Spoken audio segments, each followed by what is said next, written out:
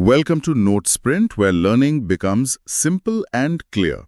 आज हम बात कर रहे हैं स्टेजेस ऑफ डेवलपमेंट की, खासकर सीटीईटी लेवल के लिए। और आज का मेन टॉपिक है समाजीकरण यानी सोशलाइजेशन। राइट। तो एक बहुत ही दिलचस्प थॉट एक्सपेरिमेंट से शुरू करते हैं।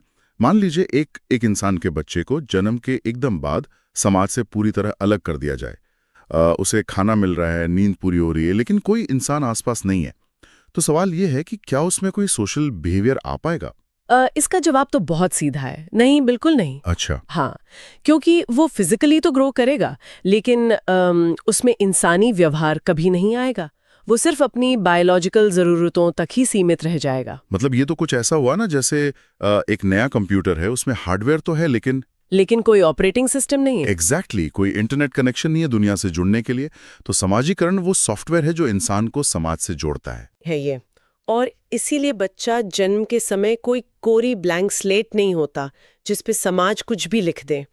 वो एक्टिवली चीजों को ग्रहण करता है। ओके। तो जब बच्चा समाज के कांटेक्ट में आता है तो असल में क्या बदलाव होते हैं? वो नियम सीखता है, वैल्यूज सीखता है। यही प्रोसेस उसे एक सोशल एनिमल बनाता है। अगर ये सही से ना हो तो प्रॉपर सोशल बिहेवियर आना इम्पॉसिबल है। लेकिन ये प्रोसेस रातों रात तो नहीं होता होगा ना? घर की सेफ दुनिया से बाहर तक का सफर कैसे तय होता है? हाँ, ये अलग अलग स्टेजेस में होता है। मेनली दो टाइप्स हैं। पहला है प्राइमरी सोशलाइजेशन। राइट, जो लाइफ के शुरुआती सालों में होता है। हाँ, परिवार इसका प्राइमरी एजेंट है। जो बेसिक रूल्स और वैल्यूज है वो यहीं से मिलते हैं। तो ये घर की नींव की तरह हो गया। एग्जैक्टली।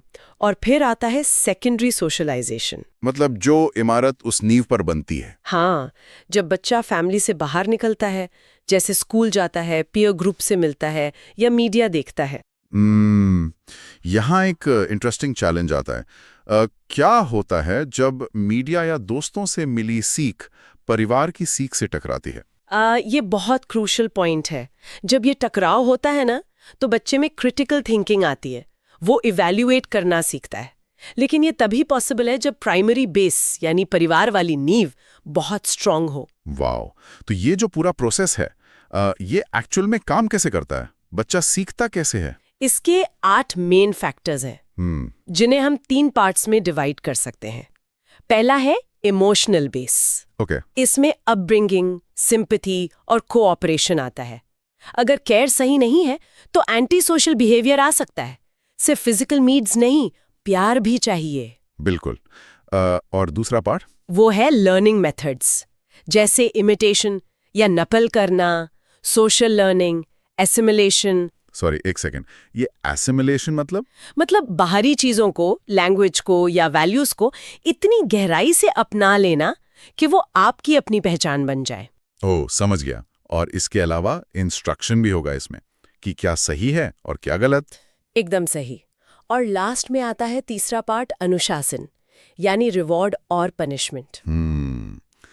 यहाँ मेरा एक सवाल है, तो क्या समाज बच्चों को सिर्फ इनाम के लालच और सजा के डर से एक पेट की तरह ट्रेन कर रहा है, या उनके अंदर कोई डीप अंडरस्टैंडिंग भी आ रही है? शुरू में क्या होता है ना, बच्चा एब्स्ट्रैक्ट चीजें नहीं समझता, तो उसे सही रास्ते पर रखने के लिए रिवॉर्ड और पनिशमेंट जरूरी है। मतलब एक बैसाखी की तरह। हाँ, लेकिन बड़े होने पर इमिटेशन और एसिमिलेशन हावी हो जाते हैं। तब वो बिहेवियर और समझ के बीच बैलेंस बनाना सीख जाता है। राइट। अब सवाल ये है कि ये सब टूल्स एक्चुअल लाइफ में यूज कौन करता है? वो कौन सी एजेंसीज हैं जो बच्चे को ढालती हैं? मेनली 4 एजेंसीज हैं। सबसे इम्पोर्टेंट तो फैमिली है, जहां से प्यार और कोऑपरेशन मिलता है। राइट। और दूसरी है नेबरहुड या पड़ोस। ये एक एक्सटेंडेड फैमिली की तरह है। ये ग्रेजिफा है। पहले परिवार बैटन लेकर दौड़ता है, फिर पड़ोस को देता है। हाँ, और फिर आता है स्कूल, जो तीसरी एजेंसी है, जहां अनुशासन और नियम आते हैं। बिल्कुल। और लास्ट में आता है पीयर ग्रुप, यानी साथी समूह। मुझे लगता है ये सबसे खास है, क्योंकि फैमिली या स्कूल में तो एक हायरार्की होती है, लेकिन पीयर ग्रुप में इक्वालिटी होती है। बहुत सही पॉइंट है।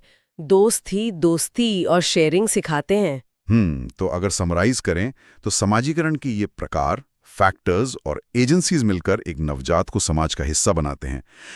क्या हमारे अंदर ऐसा कुछ है जो समाज की देन नहीं है? क्या हम सिर्फ अपने आसपास के माहौल का प्रोडक्ट हैं? ये सच में एक बहुत गहरा सवाल है सोचने के लिए। अगर वीडियो हेल्पफुल लगा हो तो लाइक ज़रूर करें, और अगर आप सीटेट या टीचिंग एग्जाम्स की प्रिपरेशन कर रहे हैं तो चैनल को सब्सक्राइब करना बिल्कुल मत भूलिए। मिलते हैं नेक्स्ट वीडियो में एक और इम्पॉर्टेंट टॉपिक के साथ।